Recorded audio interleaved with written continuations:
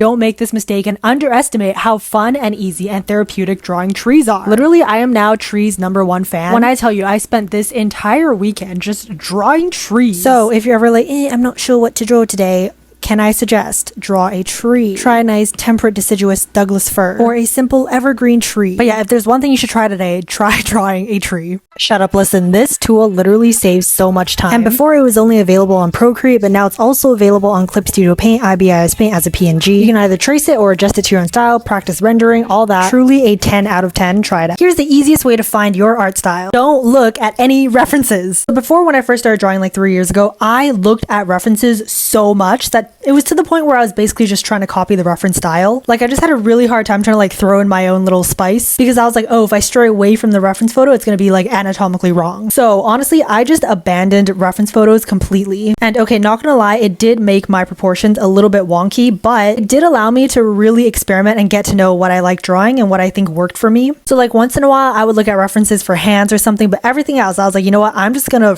wing it. Then a few months in, without using references, just trying out my own style, then I was like, okay, let me try looking at some references. So that's when I started kind of like messing around with proportions a little bit more, but it still kind of looked relatively like my style that I started out with. So you can see this is about a year in. The style kind of looks similar. This is what it looks like now. Honestly, I still see like a tiny bit of resemblance to when I first started drawing, I think. I hope it looks better though. But yeah, moral of the story is honestly try not looking at references for a while. I'm going to show you the easiest way that I do that minimal, subtle line art look. Right off the bat, your line art can't be super thick. For example, if you zoom in, you can see that some are really quite thin. Once you got that down, you can put in your flat colors. So then it'll look a little something like this. But we can see the line art is quite evident. So what you do is you change the color of the line art. So you can see I keep all my line arts in separate layers. Also really quick, the program I use is Procreate. This is my canvas size. And I use this brush for line art and coloring. From here, so starting with the hair, I'm going to select the color of the flat color, just make it slightly darker and fill that in. And now you're just going to want to do that for every single layer. It would go something like this into something like this. Honestly, if you want it even more subtle, you could just turn it into one layer and then just play around with the opacity. I can't believe I just realized this now. The one small adjustment you need to make to avoid same face syndrome, it's all in the mouth. Look, same face, same face, same face. Why? Because they all have this just line mouth that I do because I'm lazy. So like once in a while, throw in a little smile or some sort of like creepy grin. If you're not really sure where to start, there is this like mouth pack. Honestly, just for practice, I might just go through all these 60 mouths and just give them a face. That one is from here. And that got me thinking, like, why is it all in the mouth? Because the mouth in a way is really connected to your eyes and how your eyebrows look. If it's just always with the frown, then your eyes are always going to be kind of sad or kind of lazy looking. Then if you like throw in a smile, then their eyes are kind of more rounded, a little bit more soft. It changes the entire expression. So I think it's safe to say trying different mouths, which leads to different facial expressions, which I think is a good step towards trying to avoid same face syndrome. Okay, I tried drawing one of the hardest textures today, which is that glossy water jelly texture, and boy, let me tell you, it was a journey because I was struggling, especially because I was like, I gotta stay true to the traditional painting progress. So zero line art, just scribbling. Also, if you're ever doing studies like these, make sure you use references because I genuinely thought I was built different and could do it without looking, and that was a disaster. So please just like go on Pinterest. Also, I like how the brush I'm using is called glossy jelly, and I'm literally drawing a glossy jelly. No, not planned, but very fitting. Anyways, I wanted to make the most scrumptious looking jelly, and I don't know if it turned out that way. Please let me know because this study took me a solid, I think, 2.5 hours. I don't know if that's long or short. Like, is that considered long or short? I have no idea, but it was a ride nonetheless. And then I'm just going with some final highlights, some final shadows, and then basically we are done. Look how like squishy and satisfying that is. Honestly, not bad for my first time. I would give it like an 8 out of 10. And please let me know what I should study next because I have no ideas. Here are the 3 main tips that'll help you paint like this. Number 1, keep it messy and keep it layered. Specifically by messy, I mean my line art. Like, it's just kind of all over the place, not even closed up properly. Even my coloring, you can see here, I'm literally coloring outside of the lines. And by layering, I mean drawing on top of the line art. So you can see here, I kind of added strands on top of the line art to kind of add more depth. And again, over here with the hair and a little bit on the clothes. Also, the full process of the painting is up on my YouTube right now, same name. Number 2, avoid zooming in too much because you're just going to fuss over the little tiny details. Try and see the painting as a whole instead of like individual pieces. So even though up close could look a little bit wonky, as a whole, it looks nice and cohesive. And on the note of being cohesive, you want to make sure you use the same brush that you do for painting as you do with the eraser. So the same brush for painting and the same brush for eraser. But yeah, for this entire piece, I've been using the Yummy textured coloring brush from the Soft Anime pack. If you Google this, you can download it. Also, another side note tip, you want to make sure your canvas is nice and big so it doesn't look too pixely. And this is my canvas size right here. And last tip is I would say don't over render. This one in particular was quite hard for me because I love to over render. Like I see a blank space and I'm like, ooh, I need to put some color there. But I noticed for this kind of like painterly messy style, it really helps if you just keep it simple. Less is more kind of vibe. And just having the basic colors and shapes down is already good enough. But yeah, new year, new you, new style. Give it a go. You got this. I literally drew every day for the past 3 years, and here are the most important things that I've learned. First, you have to draw in a good position. Listen, I formed a really bad habit where I sit with my neck just like stretched out. My back is like all the way like this. I'm like hunched over for like over 2 years now, and I'm trying to fix it, but that back pain is real. So sit straight. Next, okay, this one might be a little bit controversial, but I think it is more important to focus on coloring than it is line art. I feel like if your line art or like your drawing in general is kind of questionable, your coloring can still 100% fix it. Whereas it's a lot harder for a drawing to look like a 10 out of 10 when the line art is really good, but then the coloring is like not up to par. Next, I feel like when I stuck to one brush, it really helped me develop a consistent art style. Like I've been using this one for so long. So I think if you're having trouble staying consistent, try using the same brush for everything, line art, coloring, everything, because I just feel like brushes really do help with consistency. And then kind of branching off that, I feel like if you want to try a different style, then switch up your brush. Like this one's a little bit more sketchy, so I used a sketch brush. Same thing with coloring. I love using like a desaturated kind of soft color palette.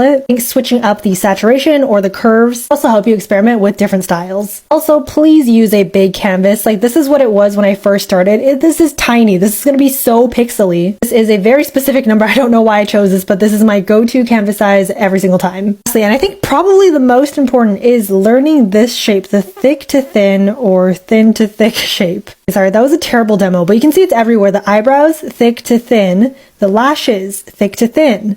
Even the pupils, thick to thin. The hair as well, you're going thick to thin. Mouth as well, you can see thick to thin, thick to thin. Clothing folds as well, you can see here, thick to thin, thick to thin. I mean, I think it also depends on what brush you use. This one that I use from the Soft Anime pack has a really good taper, so it can do that thick to thin. Like once I noticed it, I can't unsee it. Look, it's like thick to thin, thick to thin. Like it's literally everywhere. Once you see it, you can't unsee it. Look, thin to thick, back to thin. So yeah, I would definitely master that shape.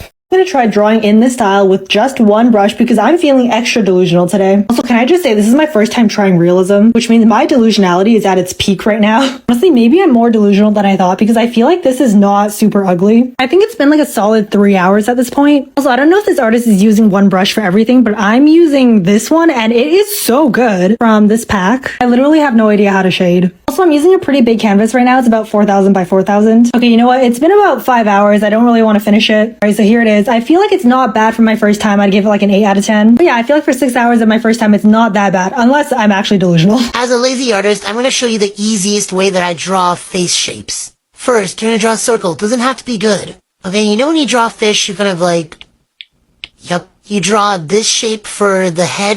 You're going to draw that shape right here, like that. Okay, that was a little long, so I might make it like that. And then where these two connect is where I draw the ear. And then this is about the time when I lower my opacity so I can draw like a better looking face shape on top of this guideline. Also, if you want, you can draw that line. Also, I always use the Yummy liner brush from the Soft Anime pack. From here. But yeah, once you have this base, it's quite easy to just draw the liner. So let me try. Okay, I just realized he kind of looks like Megamind, but that's okay. Because if we cover that, it's a pretty good base. And obviously, just because the guideline goes up there doesn't mean you actually have to draw your head up there. So that is when we can use the liquify tool and just kind of like move it down to whatever your liking is. Okay, normally at this stage, I like drawing their hair so I can just have a better idea where to put their facial features. Okay, once you got that, you can kind of draw the neck out too. Okay, for the nose placement, I usually put it kind of like here, where this kind of bone juts out and kind of in the middle of the ear. Eyebrows are a complete wild card to me sometimes. I just draw anywhere and then I just move it around. Like that looks about right. Also, flip your canvases and then just liquify or move anything that looks kind of off to you.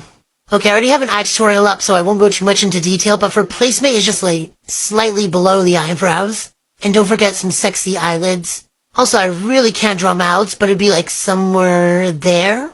But yeah, I'm having a mouth off day right now, so I can't really do it. But once they're colored, it could turn out looking like this. But yeah, once you get the guidelines down, it's pretty simple from there on out.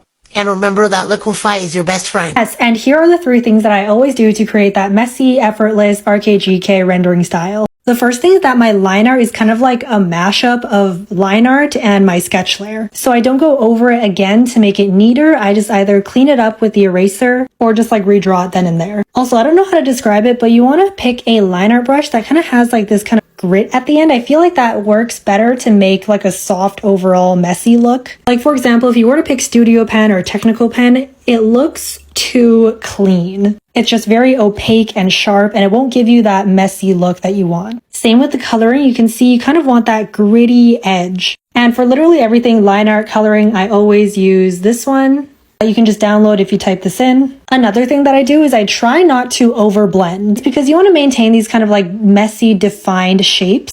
I just found that if you kind of overblend or use airbrush to color, it makes it look messy, but like not in a good way, kind of like a muddy way. And lastly, just keep it simple. Like a white background is great. If you want to be a little fancy, you can put in like a sky with some clouds. But honestly, my go-to is just like making it kind of jagged at the bottom, make it look a little abstract. Or if you're feeling fancy, like throw in some paint splatters here and there.